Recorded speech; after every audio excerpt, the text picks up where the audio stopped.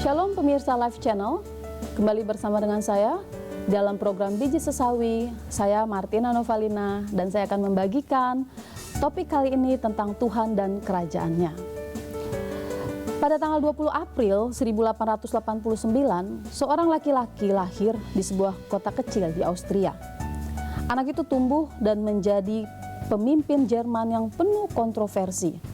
Tentu saudara sekalian sudah bisa menebak siapa dia. Dia adalah Adolf Hitler. Dia begitu disegani namun juga menuai kecaman dari banyak pihak. Dia bertanggung jawab atas pembunuhan 11 juta orang, termasuk pembunuhan massal terhadap 6 juta orang Yahudi.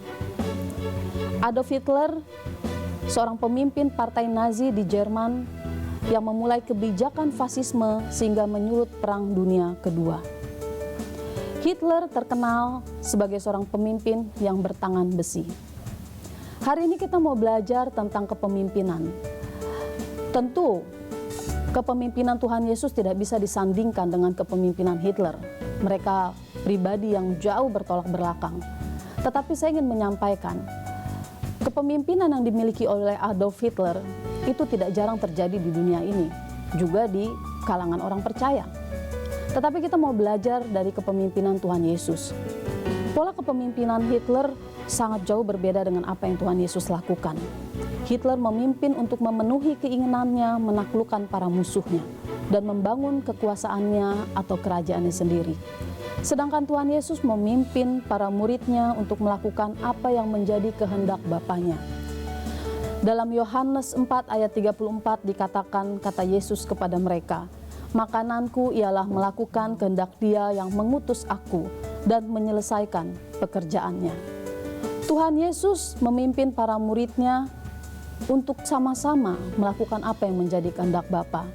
Dia tidak mengarahkan para murid untuk melakukan apa yang Ia inginkan, tetapi mengajak pengikutnya mengarahkan diri kepada Bapa dan kerajaannya.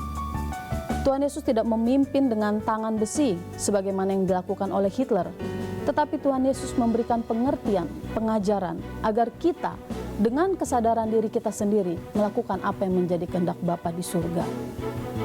Ini menjadi sebuah perenungan bagi kita. Apakah kita selama hidup di bumi ini melakukan apa yang kita kehendaki atau apa yang Bapa kehendaki?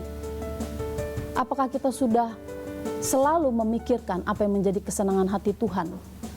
Kira-kira kalau kita melakukan perbuatan A atau perbuatan B, apakah itu merupakan kehendak Tuhan? Atau jangan-jangan hanya untuk memuaskan keinginan diri sendiri? Kita mau belajar dari Tuhan Yesus. Apapun yang kita lakukan, biarlah semua selalu berpadanan dan selaras dengan kehendak Tuhan. Sehingga kita pun bisa mengatakan kepada Tuhan, "Bapa di surga, makananku adalah melakukan kehendak-Mu, sehingga aku tidak memiliki hidupku lagi. Dan semua kuserahkan hanya kepada Tuhan."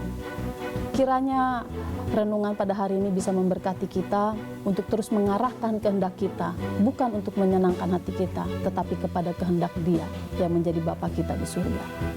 Tuhan Yesus memberkati.